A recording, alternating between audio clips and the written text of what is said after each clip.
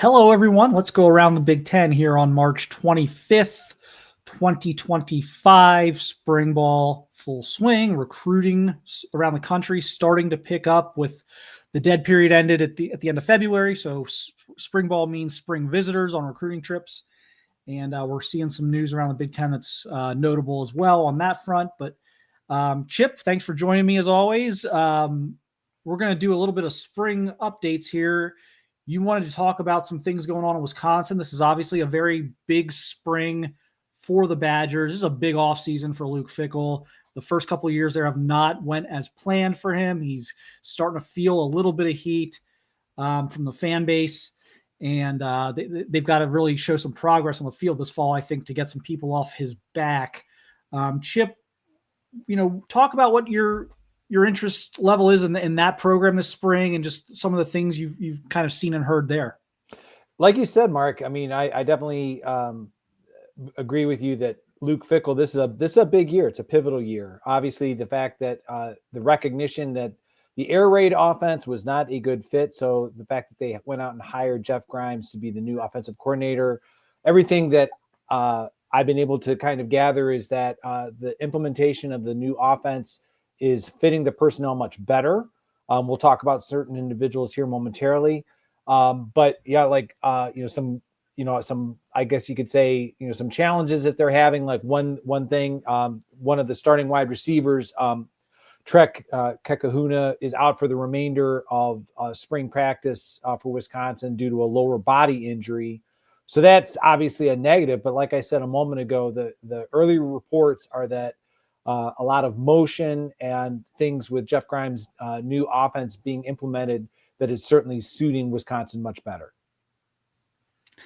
Yeah, it feels like Grimes is kind of the perfect compromise to what Fickell maybe initially wanted out of Phil Longo, and what Wisconsin has historically done well. And kind of what I mean by that is you're going to be operating out of a spread formation quite frequently with Grimes' offense. So you're going to get a lot of the spread principles, maybe even some air raid principles, but you're also going to get a power running game from those formations. So I think that was Fickell's goal here, was to kind of thread the needle between, okay, I want to modernize things a little bit.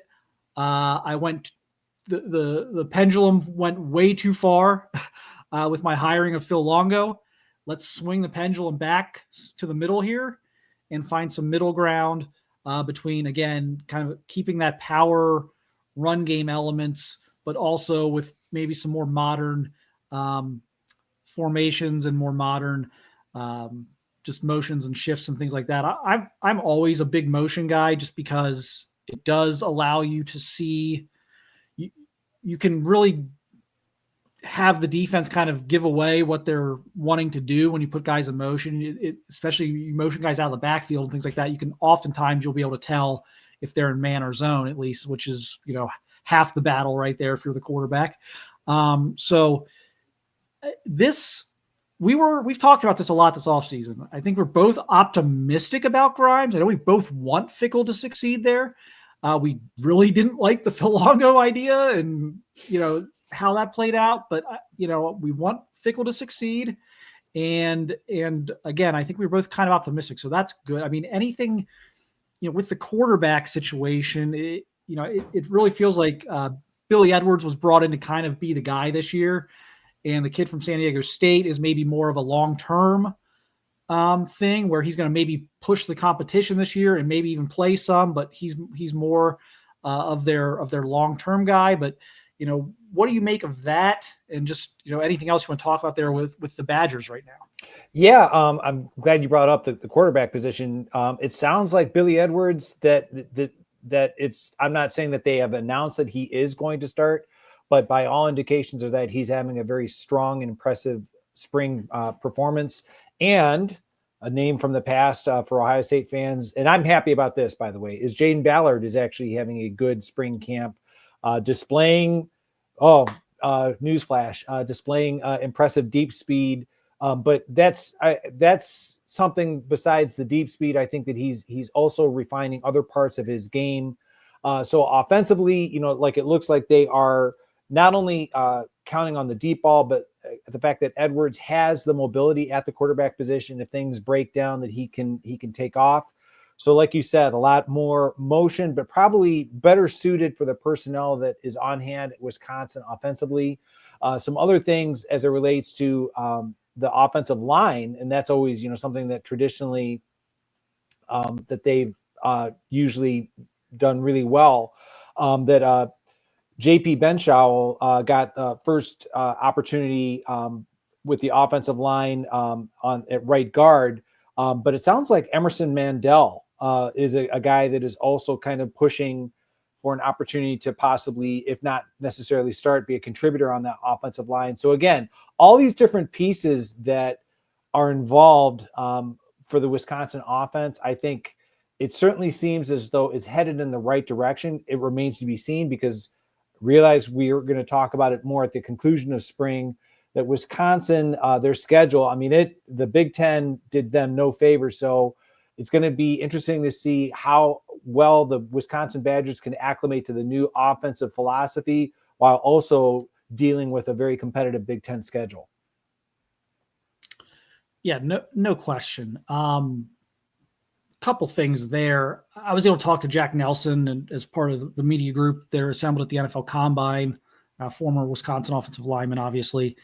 And he was very optimistic about this offensive line this year. Okay. So we'll see how that plays out. Obviously, he's not going to go up there and say, I don't think their offensive line is going to be very good next year. He's not going to say that, but he seemed very, very optimistic in what they had coming up, what they had returning, and was very complimentary of that returning offensive line. So that'll be an interesting thing to watch this fall, as he made several mentions of guys and just in general thinking that offensive line play was going to be really good for them this year. On Ballard, I've covered Jaden since he was a sophomore at Massillon, so I've watched him play a lot of football. He was a tremendous high school basketball player as well. He's got the big body at 6'3". He can go up and get it. He can run. For me, his success is gonna be predicated on two things. One, just being a little more consistent catching the football. Mm-hmm. He's a type of player who at times will have a drop and then he'll make a spectacular catch, and you'll kind of wonder how the same guy who just made this spectacular catch just dropped, kind of a deep ball that was dropped right in the bucket. And he's got to become a better intermediate route runner. So those are two things I think to watch if you're a Wisconsin fan. Keep an eye on this spring and into obviously the season, because if he can do those two things, he does have really impressive physical traits. He can return kicks. It could be for an offense that just has not had firepower in recent years. That could be a really big, significant pickup. That I think there's flashier portal moves that were made in the Big Ten this offseason. You look at someone like a Justice Haynes at Michigan, or even some other receivers who kind of had big seasons at mid majors coming into the league. But Jaden Ballard could quietly be one of the more important transfers if he can put that all together for them this year.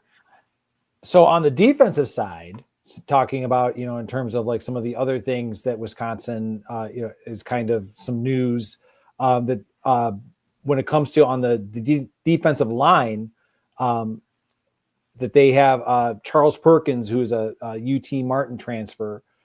He's listed 6'2", 316 pounds. So again, when you're talking about the interior defensive line, how crucial that is to be successful within the Big Ten.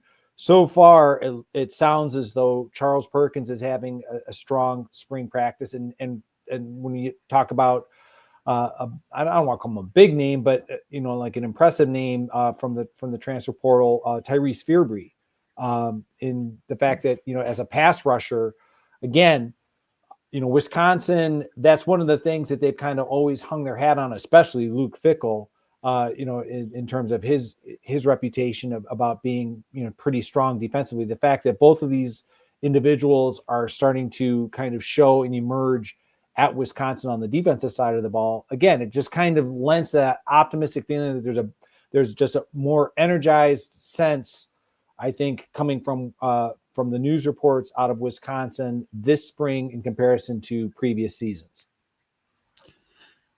Yeah, and we talked about that a little bit too with the pre-spring stuff, and where's the pressure going to come from that front four? They got to get back to being kind of feared up front. They haven't been feared up front the last few years.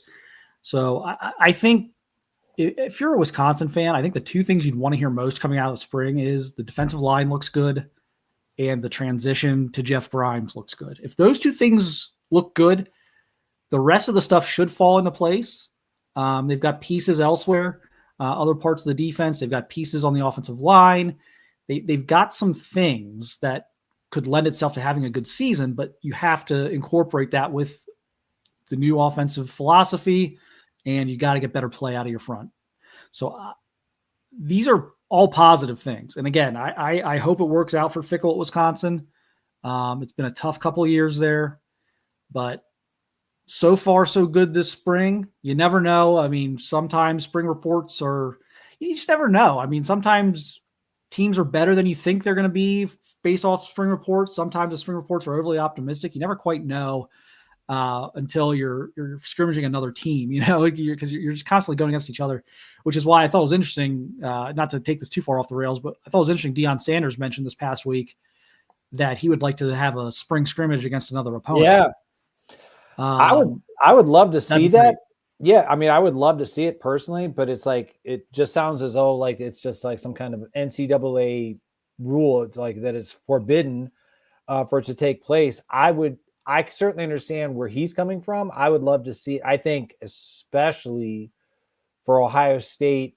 I mean, they traditionally usually draw well for their spring game, but like to have like some other program, even from the state of Ohio, let's be honest. Like, I don't think it has to be necessarily a big, a big program, in terms of like the travel and expense, and just kind of, all right, we're going to, keep it to thud. So I'm just thinking out loud that it's like, to minimize the risk of injury. I always go back to Mitchell Melton, suffering that injury. Being there at the spring game and it wasn't even any like contact directly on the knee. He just, the way he twisted it and then, torn ACL, he's out for the year. So there's always, I get where the concern, what my long-winded mantra is that like the number one thing for any head football coach across the country when it comes to the spring game is just get out of the game healthy. But I would love to see some kind of a, scrimmage type atmosphere. I think it would be tremendous for the sport. And Ryan Day seemed to hint, as we get back to the Big Ten here, Ryan Day seemed to hint they're going to have a fairly normal spring game. The spring showcase will. I say that in the context of like, the year 2025, maybe not the year 2005, but it sounds like there's going to be some semblance of real football played, and we'll kind of see where they go with that. He didn't map the whole thing out, but it did sound like there'd be maybe a little bit of it wasn't going to be quite as dialed back maybe as people were expecting. Right. I mean, again, I don't read too much into a spring game. I'm not one of those guys that, comes back and starts, like chirping about like, oh, this guy, like, let me rephrase this another way. And I apologize if this sounds like I'm making fun. The legend of Bam Childress still looms large in my memory. That being said, it's like being able to kind of, all right, here's what I look at for it I freely admit, as a fan is, I get excited to see any of the early enrolled freshmen, any of nowadays more recent, like with the transfer portal additions. Okay, like how have they been assimilated into the program? And I always would say to my children when they were little, because that's kind of what my wife and I we would take them to those, like spring football games. I would emphasize, okay, these are going to be the guys that in a few years will be starting. For right now, They're just kind of, getting them some experience. They're counting on them for some depth, possibly. So I don't read too much into it, but yeah, I recognize Ryan Day. You're coming off a national championship where a lot of your returning players played a lot of football, and the last thing in the world you need to do is have them completely burnt out before the season actually starts. So it's a balancing act. I think it goes back to wanting to get those aforementioned early enrollees and transfer portal players some experience playing in front of a pretty decent crowd. Even when the weather, I can speak from experience. I was at probably the worst spring football game in recent, I'm going to say recent history, in 2005. That was just dreadful. And even Jim Trussell said, like there were guys on the sideline when they were told to go in that they were like looking at each other like, I don't want to go in there because it was sleeting and it was terrible and all of that. So I just think the spring game, it's a great, this better than anyone, great recruiting atmosphere when you're trying to impress, like being able to say to, I don't care, the player or the position, like, hey, this could be you next year with us in front of all these fans. And it's even better when it's for real, that kind of a thing. And again, it's just, I love any opportunity to be in Ohio Stadium, even if it's for a spring game that doesn't count in the standings. Yeah, and like ultimately, people, like if you're a Michigan fan, you want to watch Bryce Underwood throw. You don't care if it's 7-on-7. You don't care if it's drills on air.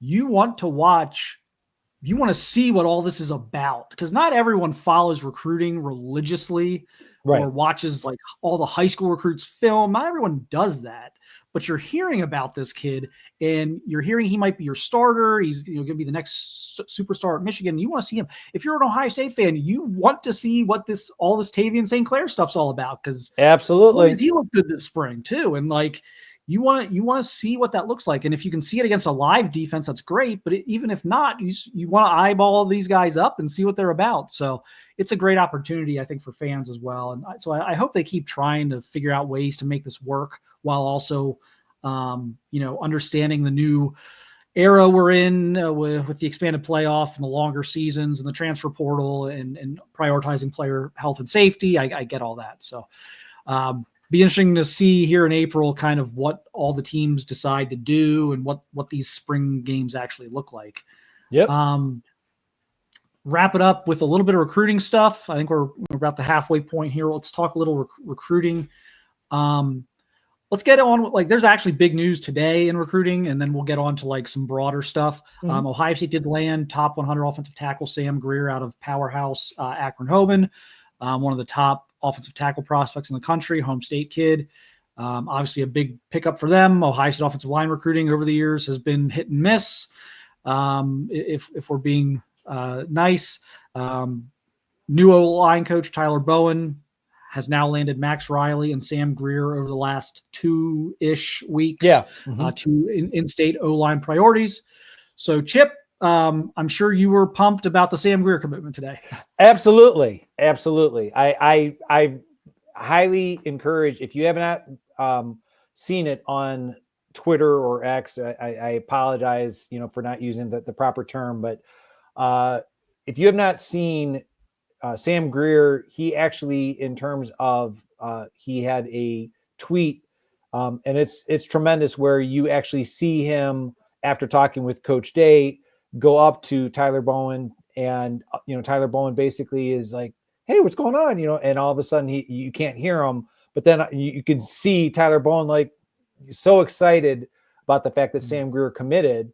And I would be remiss if I didn't say, as a resident of Avon Lake, is somebody who grew up in Avon Lake, I am still basking in the commitment of Max Riley. I've seen him play, on a number of occasions. Very happy for him. I think the reason, again, just obviously very biased. The fact that Ohio linemen, it's always one of these things where I completely understand you're not going to get them all, but when you have a lot of talented offensive linemen basically in your backyard, you hate to see them go, especially, somewhere potentially down south like Clemson, where Riley was, also considering. Sam Greer could have gone just about anywhere as well. So anytime you can have the foundation of your offensive line built around kids born and raised in Ohio, I'm thrilled about. Yeah, so big news for the Buckeyes. They always recruit well. Oregon always recruits well. They're in the top 10 in the rankings right now. Penn State always recruits well. They're in the top 10 of the rankings right now. Michigan seems to have a little more juice in recruiting right now than maybe they did at this time last year. It's that national championship delay, as I call it, where it's usually the second cycle. It's usually not the very first cycle after the national championship, usually the second one. They've got a lot of juice with a lot of top players there. But we're going to talk about two teams that are I wouldn't call them like crazy surprising, but very interesting. Let's say it's interesting. Two very interesting teams right now in the Big Ten that are recruiting at a high level. The first one I want to talk about is USC. They have the number one ranked class in the country right now so far. Now it's early, and as I used to say about Nick Saban, and I'll say the same thing now about like a Kirby Smart or someone like that, is like Nick Saban didn't start recruiting until like October. So we're like 6 or 8 months from when like the real stuff starts, especially now with like the NIL dollars that get thrown around. But USC is off to a tremendous start despite their struggles on the field. They have 15 commitments right now. They have the number one ranked recruiting class in the country. They've landed a bunch of really good players from like SoCal. So they're locking in their area, but they've gone to like Chicago to get Braden Jones, a 4-star defensive end. They've gone to Georgia to get Xavier Griffin, maybe the top linebacker in America, certainly one of them in that 2026 class. They've also went and they get Jonas Williams out of Illinois as one of the top quarterbacks in the country. And you got a kid out of Utah. They got Jamian Winfield out of Richardson, Texas, which is a Dallas suburb. They just picked him up. That was their most recent commitment. They got him less than 2 weeks ago. So what does this mean? Because Lincoln Riley's, it's been a struggle for him on the field the last couple of years, and the recruiting hadn't been much better. And then he was able to hang on to some guys last year and kind of ride that into this year. What do we make of this for Lincoln Riley, for his future, his job security, and just in general, just, having this number one class right now? Well, a couple things. First and foremost, this is one of these, and again, we're in March, almost April. And so, math has never been my strong point, but I do know that signing day is, not tomorrow. It's going to be interesting to see if they are going to be able to hold on to all 15 of these players. I'm not trying to sound like a pessimist or, take shots at USC, but that's one thing to keep in mind.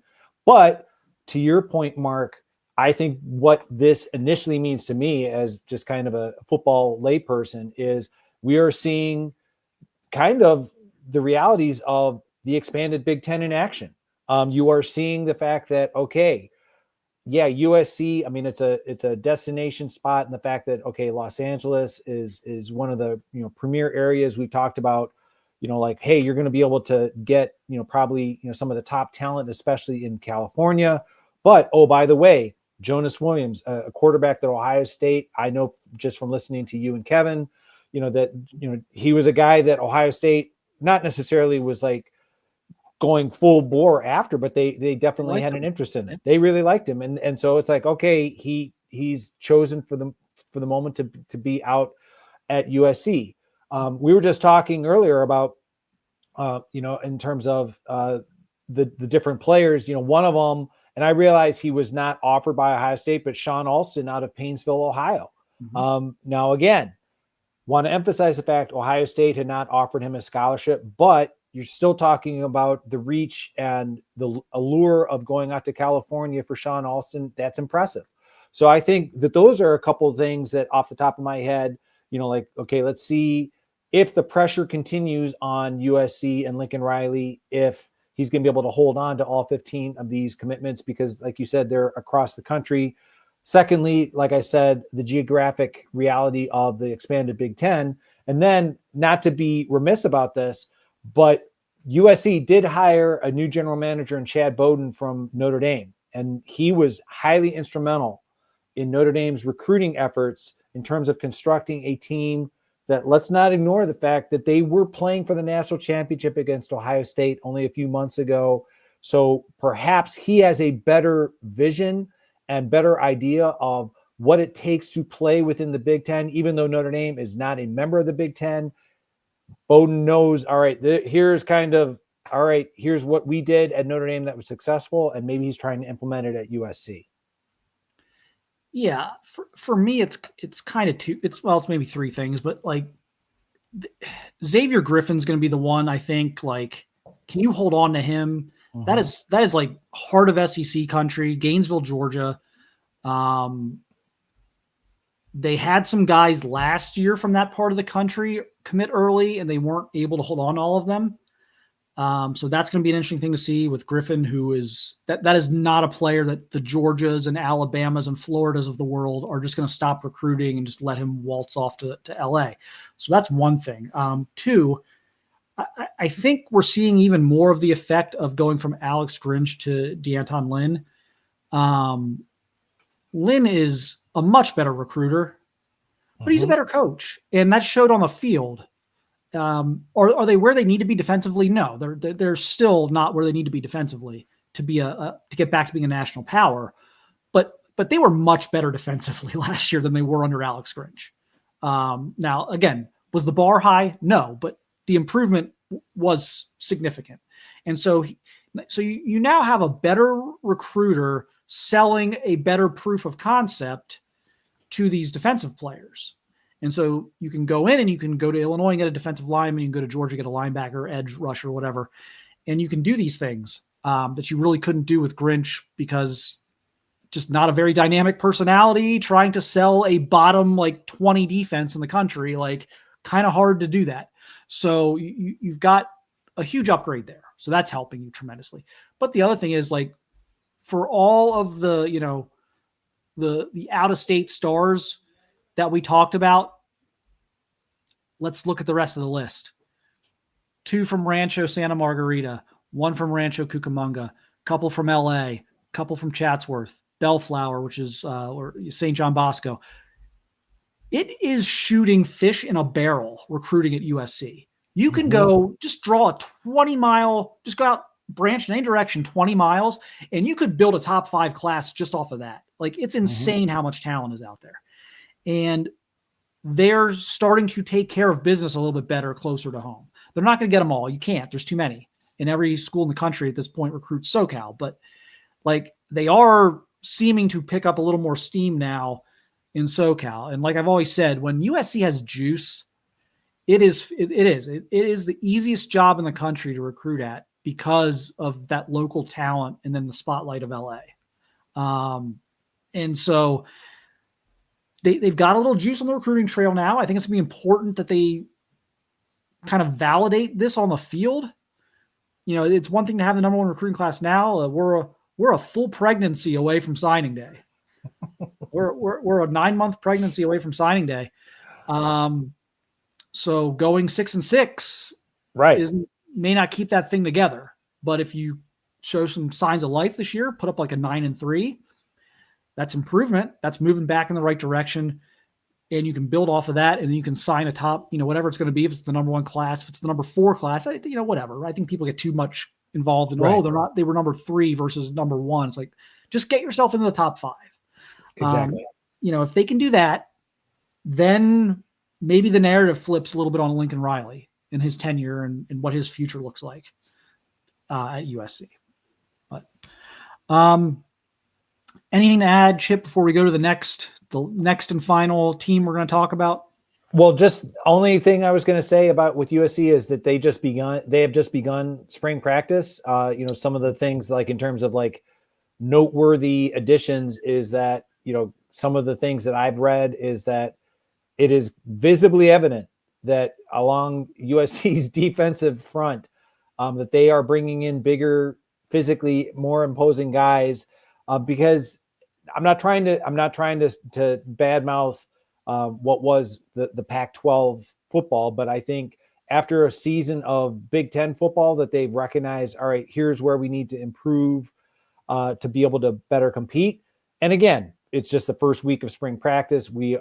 I'm just going to borrow your term. We're, you know, like a full pregnancy away, but we are a good, you know, basically, you know, like, you know, about 4 months away, you know, from the start of fall camp. So, again, a lot of things have to be shaken out by USC in terms of getting that roster competitive for the Big Ten.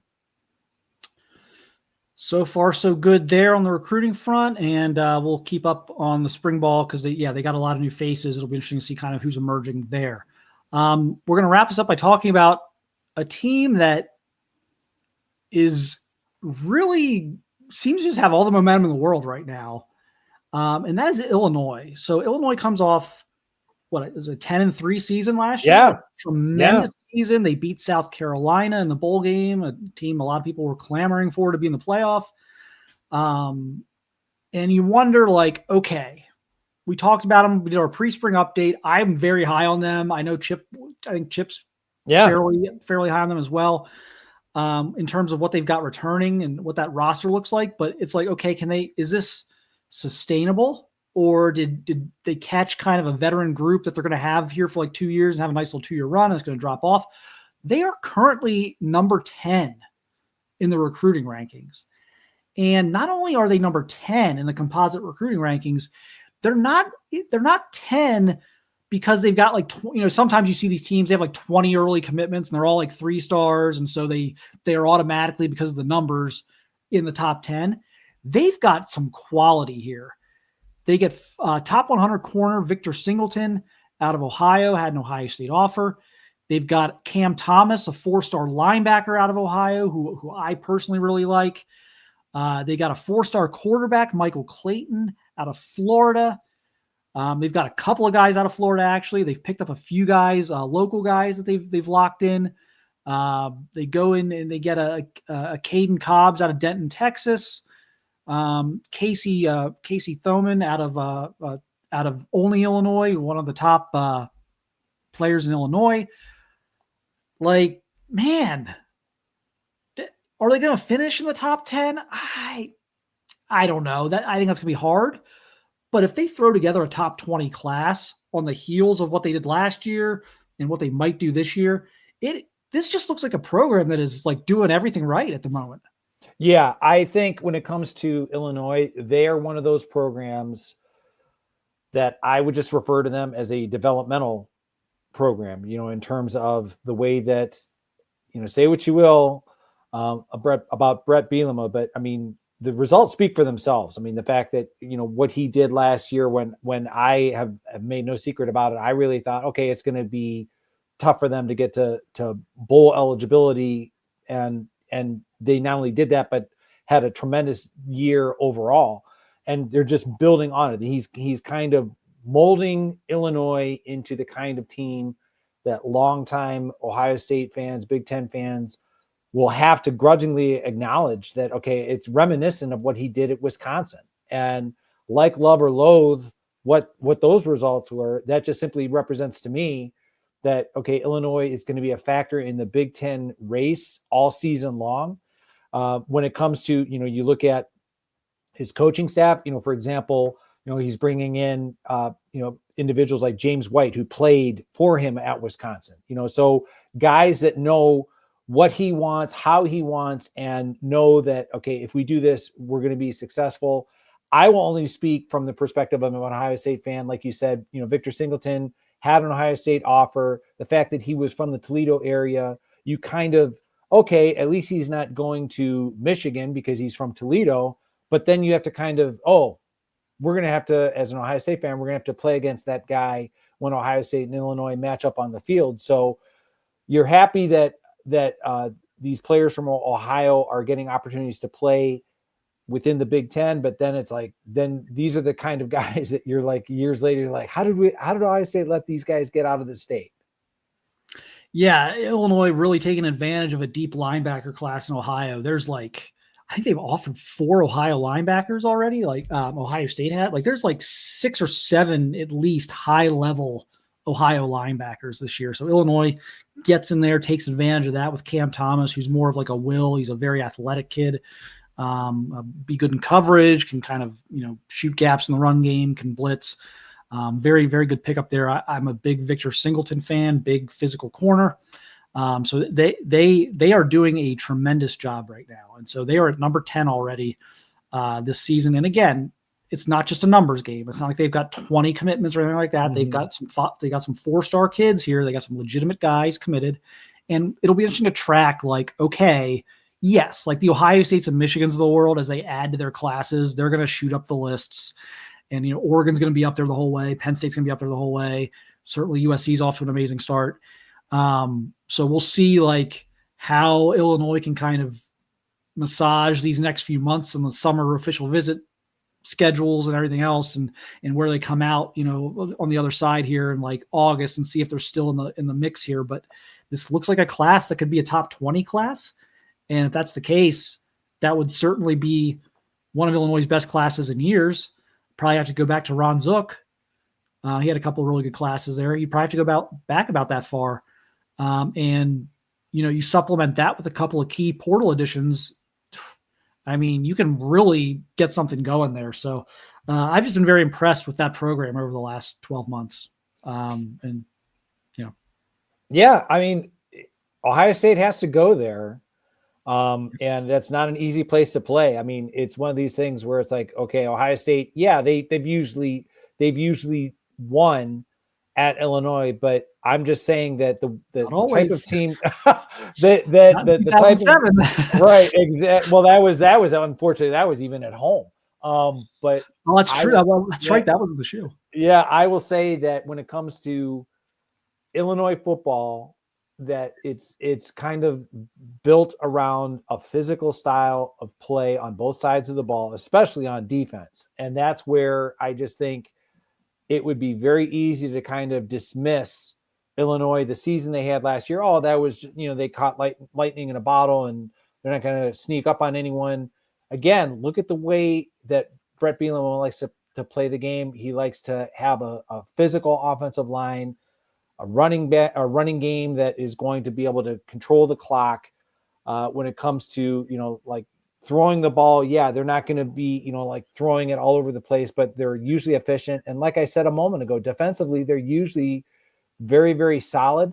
So it's going to be an interesting year to follow. And like you said, it's like they have a solid year on the field, then they just supplement it with a really strong recruiting class, possibly supplement that with transfer portal additions. Illinois will probably be a thorn in the side of Big Ten teams to come. Yeah, I'm going to be fascinated to see where they sit when the initial polls come out. I mean, for me, they're clearly a top 20 team. So I'm going to be curious to see what the polls say right off the bat, see what the national level of respect is for them. But you got to like their roster.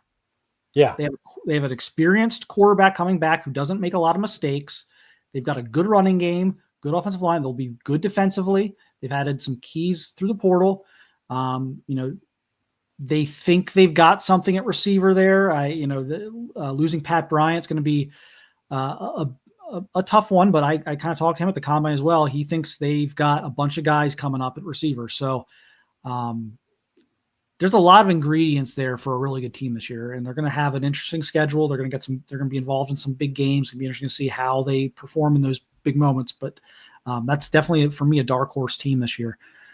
So USC, Illinois, not the only Big Ten teams recruiting well right now. This wasn't the point of these, but these are two interesting situations to follow right now, and kind of one in either direction in terms of USC's, on field, not so great, but now they've got the number one recruiting class, and Illinois being able to turn their 10-win season into some early recruiting success here. So we thought those were both interesting things to kind of look at here as recruiting starts to pick up. So that'll do it for this one.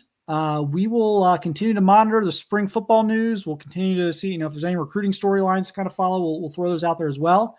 But we'll be back here, again, at least once a week through the spring and through spring camps and spring games and everything else. Keep everyone up to date on what's going on there. But thanks everyone again for watching and listening and supporting the channel, supporting the podcast. We will talk to you again soon.